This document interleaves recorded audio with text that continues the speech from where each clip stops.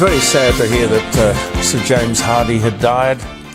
He was the guy who did more for, a lot of things. He was the wonderful son of Eileen Hardie, the matriarch of the Hardie wine family.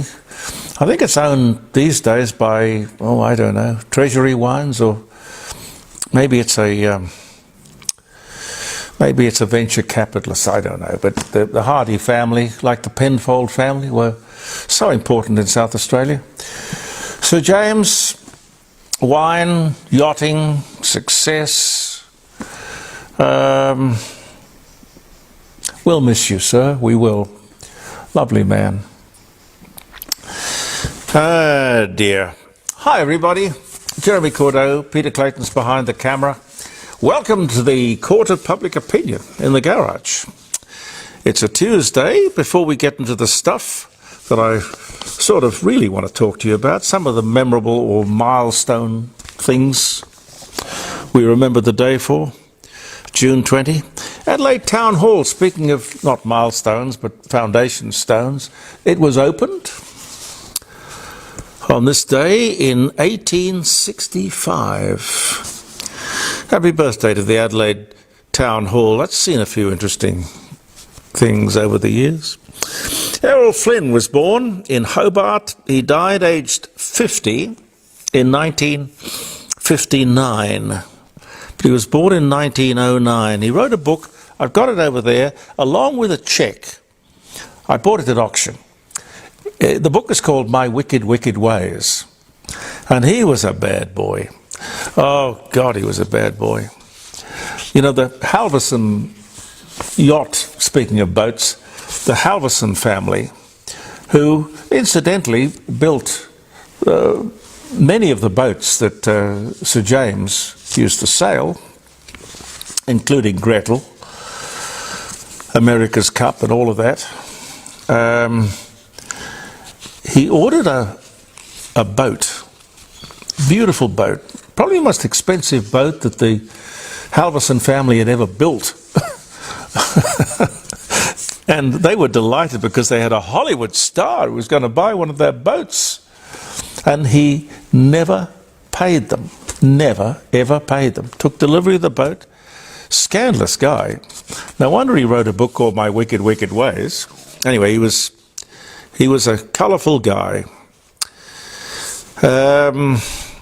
What else can I tell you? Queen Victoria came to the throne. She was only 18. She was, for many, many years, the longest reigning English monarch in history, 64 years.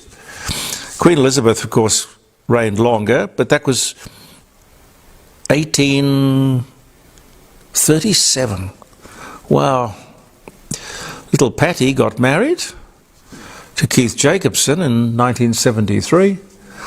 Where's little Patty these days?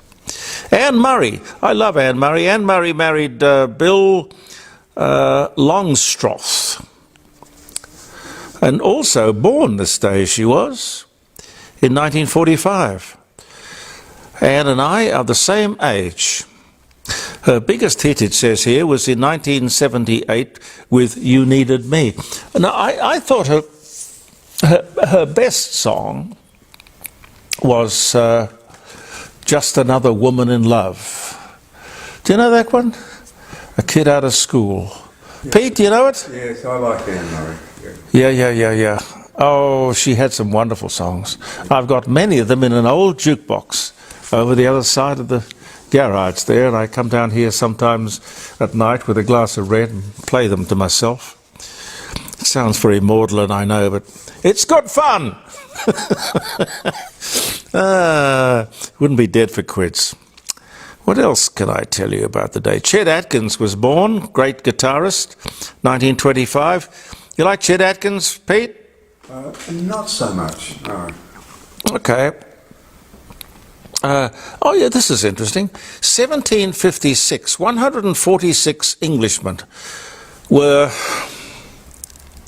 imprisoned in a dungeon in the Nawab of Bengal. Only 23 were alive the next morning. So originated the phrase, the black hole of Calcutta. Golly. USA and Soviet Union agreed to set up a hotline between the White House and the Kremlin.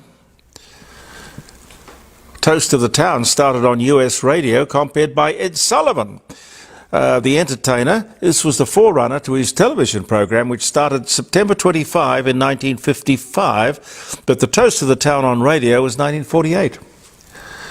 And he wasn't even a presenter. I mean, he was a very awkward kind of man, but just the right place at the right time. Right place at the right time. T. Texas Tyler, who wrote a thing called, have I had my time, have I? I get 5 minutes for dates. That's all I get. That's all I get for my dates. T. Texas Tyler, he wrote The Deck of Cards. Now, T. Texas Tyler, I got a feeling that Wink Martindale actually did the recording. He was a disc jockey, and Wink Martindale's got an interesting story as well. But T. Texas Tyler was born in Arkansas, 1916. Oh, just one more. An HMV Nippergram 3-speed automatic portable radiogram in maroon with white piping, 61 guineas at Harris Scarf in Adelaide on this day in 1956. Cheap at the price. Cheap at the price. I'll leave those up there. Anyway, some of the other things. Since I spoke to you, or since we sat down to record Courts of Public Opinion, apart from the passing of Sir James Hardy, Glenda Jackson has gone. The death of Daniel Ellsberg at the age of 93. The name mightn't mean anything to you. Do you remember No. Daniel Ellsberg? He came out with these things, which was the first of the great reveals, the first of the great exposés, the Pentagon Papers, all about the Vietnam War and all the secret stuff that he couldn't live with, and he thought that we the people should. And he lived a very controversial life, but stood tall, stood tall. COVID vaccination levels remain a worry. A 7th wave has hit. Hope you know about this. 21,000 new cases nationwide, 200 deaths in the past week. But we are keen to let that go through to the keeper. Be careful. Unemployment has dropped, not much, but going the right way. 72,000 new jobs created last month, which of course will put more upward pressure on interest rates.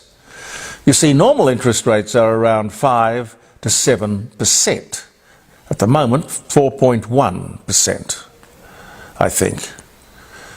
Anyway, normally, on average, 5 to 7%. So if you want them to be lower, the economy has to be on its knees. Isn't that strange? And we don't want that, do we? I wouldn't have thought. A quick word of warning, if you're looking to buy a swimming pool, don't know how many people buy swimming pools in winter, but proceed with caution. Apparently, there are many people who have paid deposits, and more than deposits, with no pool to show for it, not even a hole in the ground. Now, probably it's like the construction business generally at the moment. In trouble, but don't get caught. I think the answer is, with any construction, you give progress payments and you watch the progress carefully. Listening to Parliament yesterday, I heard this guy stand up and say, I was in the car, I was so angry I wanted to pull over and ring Parliament House. A lot of good that would do. But I heard this guy stand up and say, the previous government had been derelict in its duty for not recognising and compensating the islands of the Pacific for Australia's contribution to climate change. Water is lapping at our feet. What absolute rubbish. And not one person in that parliament stood up. Point of order, contradiction. It's nonsense, ladies and gentlemen. We are in serious trouble if you hear that kind of thing coming out of Parliament House. Here is the truth. I looked it up. You can too. Here is the truth. According to the ABC, the story is dated, I've written it down, it's dated Thursday, the 7th of January, 2021. Went to air 7 p.m. Okay? Thursday, the 7th of January, 2021, 7 p.m, the ABC, the national broadcaster. It says, and I quote, "New research finds that hundreds of islands in the South Pacific, many of them the big tourist islands, are actually growing in size, despite climate change stories saying exactly the opposite." Gee whiz. Did you hear that? Did you remember that? Now, it goes on to say, a team of scientists from the University of Auckland found that the islands in the Pacific nations of the Marshall Islands, Kiribati, as well as the Maldives in the Indian Ocean, and dozens of other islands have grown by up to 8% in land size. I repeat, they have grown up to 8% in land size over the last 60 years. Now, this is verified, the story goes, by satellite surveillance. Now, this surely should be a job for Interpol. These guys in the Pacific are a bunch of crooks, extortionists, swindlers. Where is the ABC? Where is the opposition? Where are the journalists? Oh no, water is lapping at our feet. Oh God. Never ceases to amaze me. And what with Parliament sitting until 4 o'clock in the morning the other night. 4 o'clock in the morning. I listened to a fair bit of it. Adjourning so that yesterday they could pass the enabling legislation for the referendum for the voice. So, ladies and gentlemen, this is the moment of truth. This is where we can well and truly lose our country, or we can decide to argue about the already established generosity which continues to be bestowed upon 3% of the population, the Aboriginal population. I do underline here that they never see the benefit or the largesse, but largely that is their problem. We give the money, they don't get it. They already have legal title to 51.2% of the country, as well as everything else. But apparently that's not enough. All I can say to you is beware the voice. Listen to people like Jacinta Price and others who probably know a lot more about it than I do.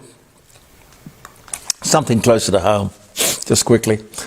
I don't know what's going on with eggs. Pete, when was the last time you bought eggs? It's been a while. Well, you'll find it a problem because they're not on the shelves. Prices have doubled and sometimes no eggs. And I don't know why. Is this some kind of rebellion against barn-laid and free-range eggs? They're trying to say that this is the price we have to pay for demanding that we take the hens out of cages?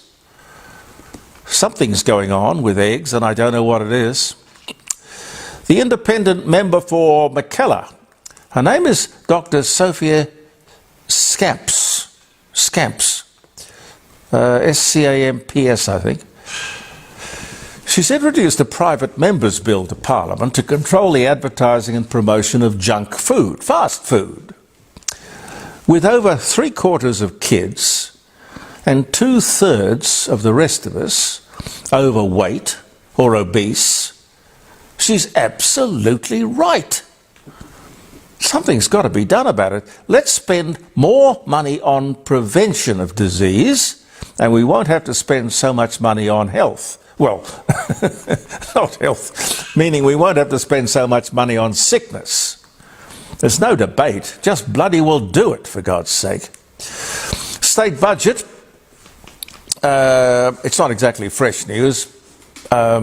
We talked about it a bit last week. Not much made of the deficit that popped up, unexpected as it was. Well, not really. A very good move to get rid of stamp duty for first home buyers. But why does the government inflict a stamp duty on any home purchase? Wasn't all of that supposed to go with the GST when the GST came in? I understood it was. No, that's right. They did a deal. They had to do a deal.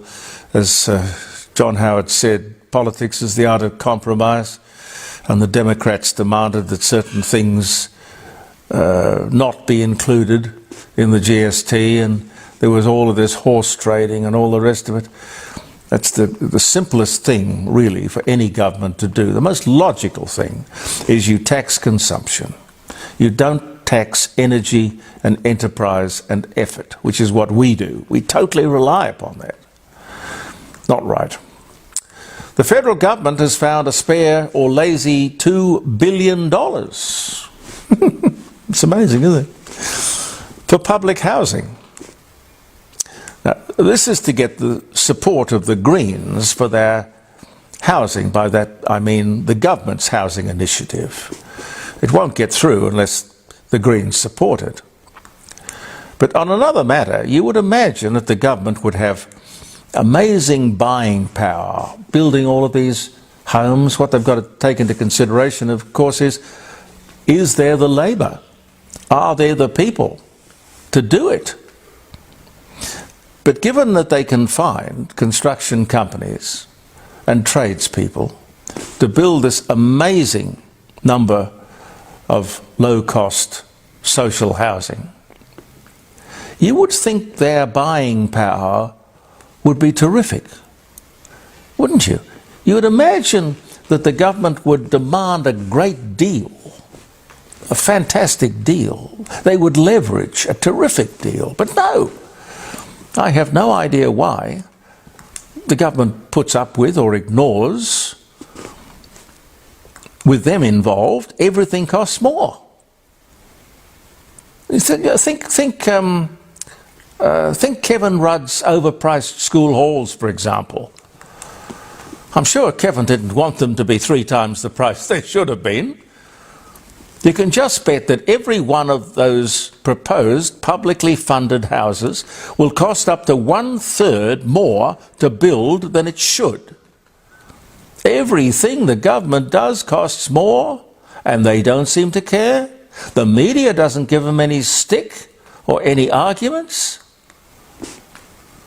Gee whiz. Thank you for viewing the Court of Public Opinion, ladies and gentlemen. Pete and I'll be back tomorrow. I'm Jeremy Cordeaux.